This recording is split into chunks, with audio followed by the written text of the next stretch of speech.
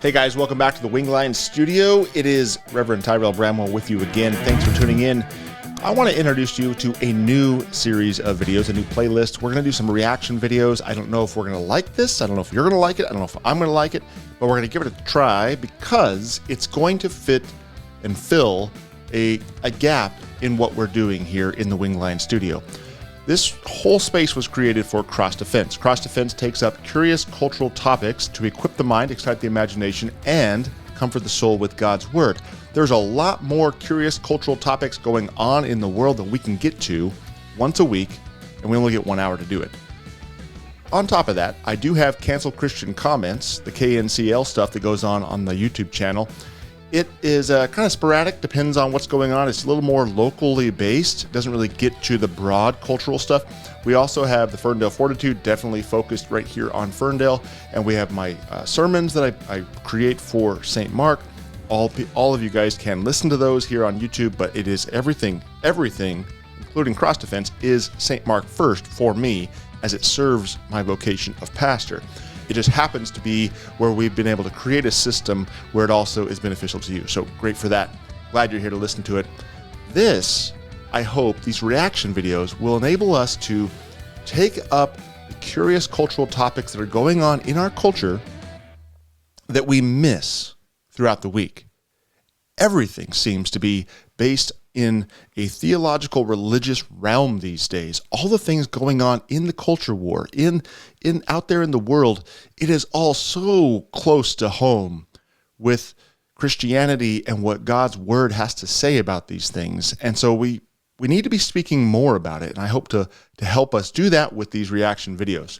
So we're going to start today. Let me know what you think. If you like this idea, definitely post a comment down below letting me know.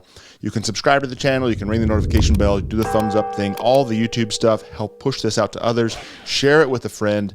If this is a kind of content you want, go ahead and comment down below. With that said, let's get into today's show. This first one, we're going to take a look at what Matt Walsh from the Daily Wire has to say about women in the church. He recently this week reviewed a CNN article about a sea change, a tide change in the women moving into roles of leadership in the church. And so let's hear what he has to say about that, and we'll get right into it. We're going to jump a minute into what he's already doing and see if we can catch up with him after he. At first, it's a myth. After he reads this this news article, we don't need to hear all that. We're going to hear what he has to say about what CNN said about the topic of women in the church. Here we go. Finally, assuming leadership positions in the church, in churches all across America. Two quick points about that. First, it's a myth that churches in America have been run by men up to this point. So if more women are getting involved in churches, that's not a sea change at all. It's not any kind of change. That's just... Absolutely. Women have been in leadership positions, officially and unofficially, in the church for a very long time. We've had women's ordination in the liberal, progressive, leftist churches for a very long time, decades. So absolutely right. More of the same. Most churches have been run by women for the past several decades, okay? Maybe not in an official capacity, or as pastors or priests in all these cases, but women have been running the show in most churches for a long time. So much so, we have a hard time even keeping men in the church. All the churches seem to be very female dominant. They're very effeminate. There's few and far between. There are men. We've had the comment over and over again by the ladies here at St. Mark as we've been under attack from the left, and people have been coming to us and joining us because of that. They are predominantly men. Men are coming, and men are bringing their families. Men are bringing their children. Why? Well, because we're engaged in a fight. We're engaged in spiritual battle, and that is something that appeals to men more so than to women. When we talk about all this lovey, Jesus is my boyfriend type of stuff, that's going to be, the Hallmark stuff, this sort of situation, that's going to appeal to the woman, the emotional side of things. So as the church has done that, become like that, we now have a very female-dominant church culture. He's absolutely right there too. Anyone who's been going to church for any period of time knows that. I mean, even in the Catholic Church, where women cannot become priests, still your average Catholic parish, not going to have a female priest, but there will be, in almost every case, a gaggle of women who basically run things. There might be a liberal nun in there, one of those nuns that wears regular clothes, doesn't wear the habit. I didn't know a nun could not wear the habit. We learn things all the time. Maybe there's a female music director or something, other positions as well. But whatever the position the women have in the church, or maybe they have none at all, there are also going to be a lot of women who don't have an official position. They are just part of the congregation, and yet they have inserted themselves into all these different aspects of what goes on in the church. And they're very vocal, and they're very, if there's any... This happens all the time, doesn't it? You know this from your own situation. I don't know where you're going to church or anything, but you know this is true. You can have these women who have the ear of the pastor. They have the ear of their husbands who are the president or vice president or whatever of the congregation. They are able to insert their influence even without holding a committee chair position or anything like this, any official position. But the music director one, absolutely dealt with that before. It's funny how the female presence, the women have been able to do this. There's often a critique. Your pastor may have something to say about this. I'm certain he has his own anecdotal stories. I was called to a church once. I declined the call, but I was called to a church out here in California that was suffering from lack of male leadership and lack of male attendance so bad that they were in the midst of changing their elder board to a minister's assistants board. It was still going to do exactly the same thing the elders, do according to the Constitution and bylaws, the traditional old-fashioned roles and responsibilities of the elders, but they weren't men to do it. And so they were changing it so the women could fit into that role because the elder board is a male-only position. It's absolutely, absolutely true. Anything that happens that upsets them, it's whoever actually is supposed to be running the church, the pastor, the priest, knows, it's like, okay, I want to hear from them about this. And they effectively run the church. And we got to be careful about this. This is, we know as Lutherans, a breach of our vocational responsibilities. We have our vocational lanes. The pastor does pastoral work. The secretary does secretary work. The president does president work. The elders do elder work. The music director directs music. But just because you have one of these vocations doesn't mean you then get to come across the dotted line of the highway and start doing work in someone else's vocational lane. That's how things get chaotic in the church. That's how they get messy. That's how churches become dysfunctional, and there becomes turf war, and there becomes all these infighting and battles over the color of the carpet and all that kind of stuff because, to use the cliche, because we're not living according to our vocational doctrine. That we all have been given certain duties, certain responsibilities, the table of duties in the small catechism, right? That, a husband doesn't do the wife's vocation, and the wife doesn't do the husband's vocation. We're both spouses, but when we have children, now I'm going to do the things that the father is supposed to do for my child, and my wife's going to do the things the wife's supposed to do. Sometimes when there's a fatherless situation in the home, the moms end up kind of picking up the slack, and we see that it can happen, but it's not supposed to be this way where we are overstepping each other's boundaries and causing conflict. So again, we see this in families too. We see where the vocational boundaries get blurred. People don't know what their duties are, what their responsibilities are, and that's wherein the conflict is. Same thing with being a citizen in this country and all the roles of the government and the citizen, all this kind of stuff. We have a massive confusion in our country right now with regard to vocation. And Matt Walsh is absolutely correct that we definitely are not free of that in the church. We have many people who are effectively running the church who have no business doing that. And it's because it's become sort of a cliquey situation, or churches often, especially in the Missouri Synod, are dominated by one or two families, founding families. And so those people in those families kind of always exercise control over the new people and what's going on with the church. We got to be careful we guard against this. He's absolutely right. And that is why, for years now, most churches have catered to women because they've effectively been run by women. Churches in America are already female-led, okay, much to their detriment.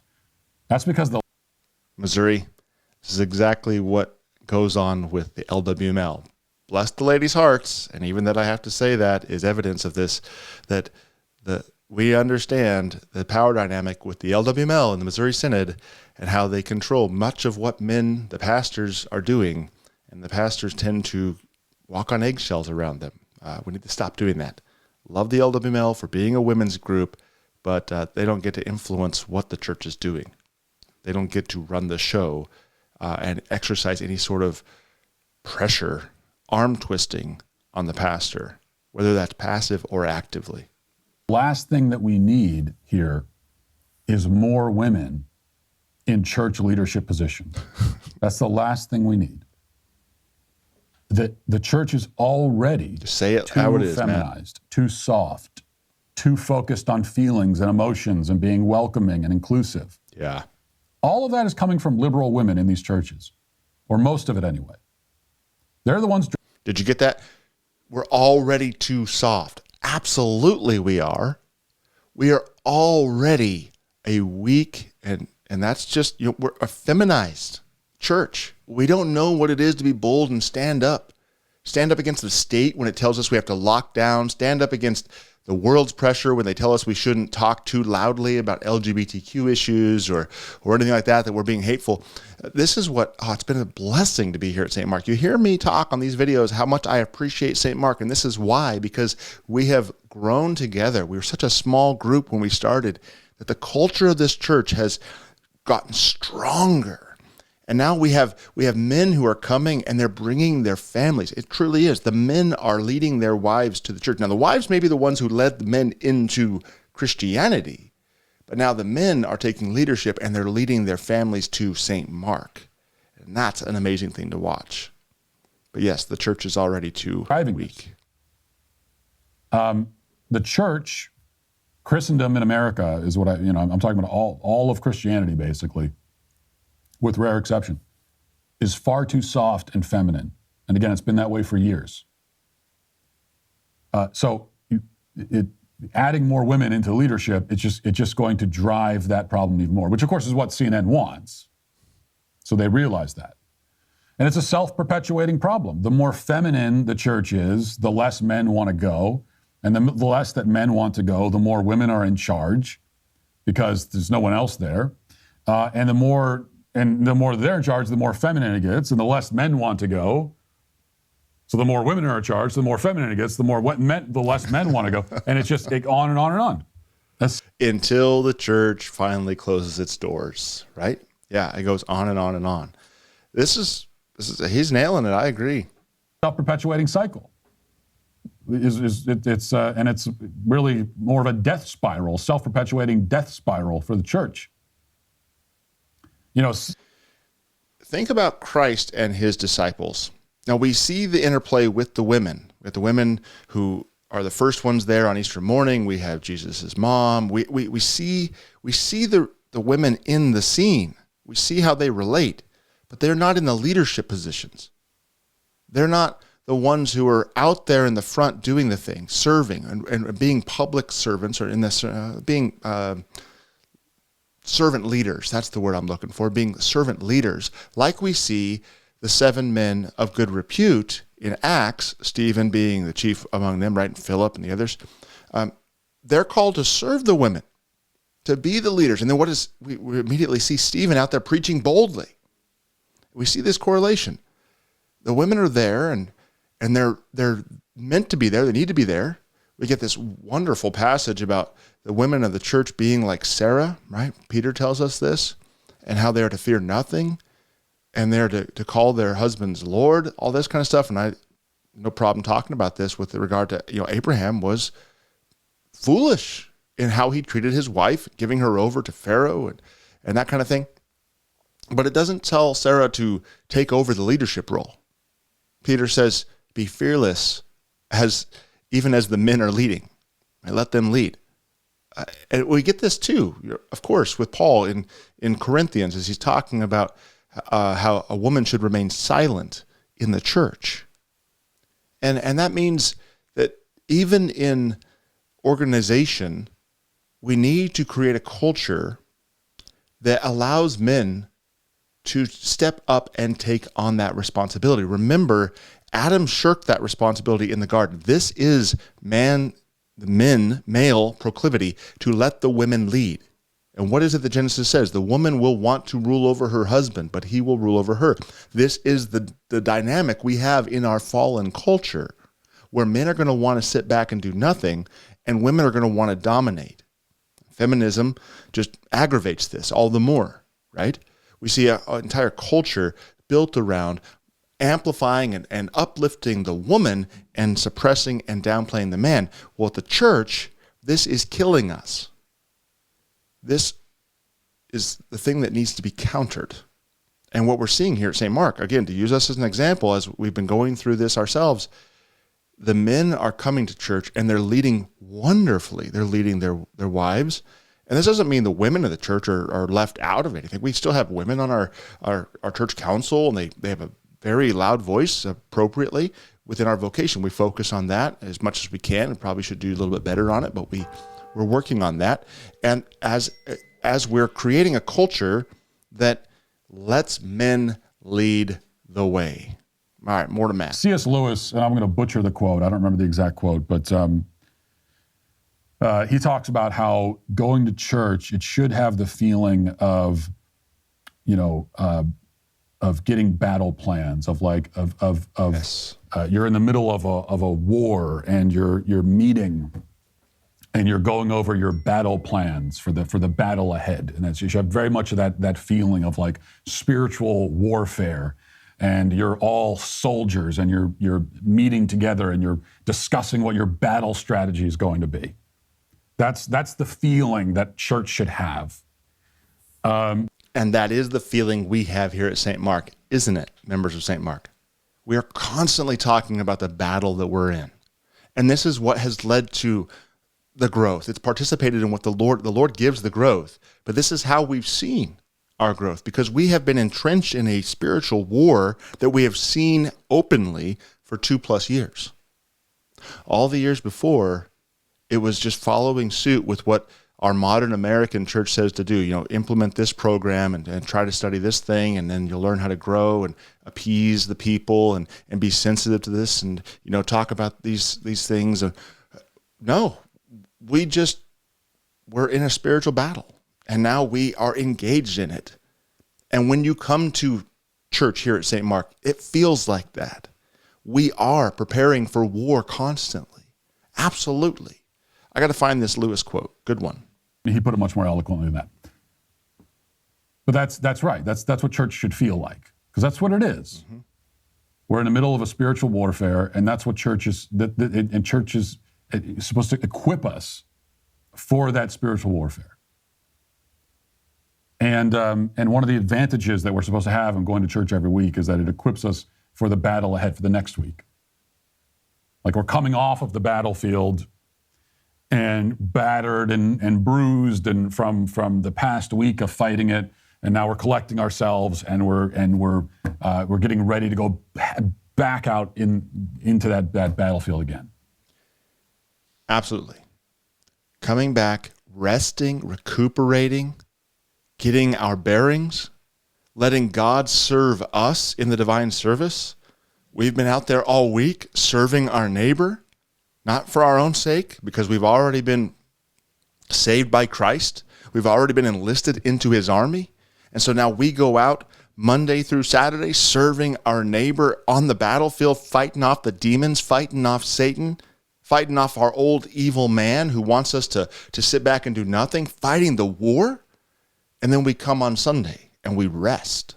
We rest in Christ and let him serve us. Let him heal our battle wounds. Give us his body and blood, the medicine of immortality. Let him bring us that ointment of his word that patches us up so that we can go back out again. Yeah, absolutely. But that's how it should feel. Mm-hmm. And if churches have that feeling, then you're going to have a lot more men showing up. Because that's what men want. All right, we're going to stop it right there. We'll let him do his promotional thing on Daily Wire. This is our first reaction video, so thanks for tuning in. Thanks for listening. I hope this will be something that will serve you, encourage you, build you up in the faith. I don't know exactly how this is going to go. I'm going to try to be able to get these things recorded and put out to you as fast as possible when you send clips in, as people have been doing for Cross Defense. And when I see things in the news, in the culture that I want to talk to you about in a shorter way or in a direct way where we can look at what they're saying and respond, we'll throw them up here in, I don't know, Rev B Reacts or something like that. We'll give it a fancy little clever name and create a playlist on YouTube. So, hey, if you like what you're hearing, subscribe to the channel, ring that notification bell, give us a thumbs up, all the things. Help YouTube know to send this out to more people. Hey, how about share it with somebody yourself? Just send them the link and say, hey, take a look at what Pastor Bramwell had to say about Matt Walsh's review of a CNN article about women in church. And that's really the point. Take a look, too, at what Paul has to say about women in the church. He talks about it in 1 Timothy and in Corinthians. And then Peter, as he tells us about Abraham and Sarah and all of this kind of good stuff. So yeah, maybe I'll throw those links in the comment section below, in the show notes, those Bible verses. All right, guys, thanks for tuning in to the first ever reaction video. It's kind of weird, but we'll give it a go.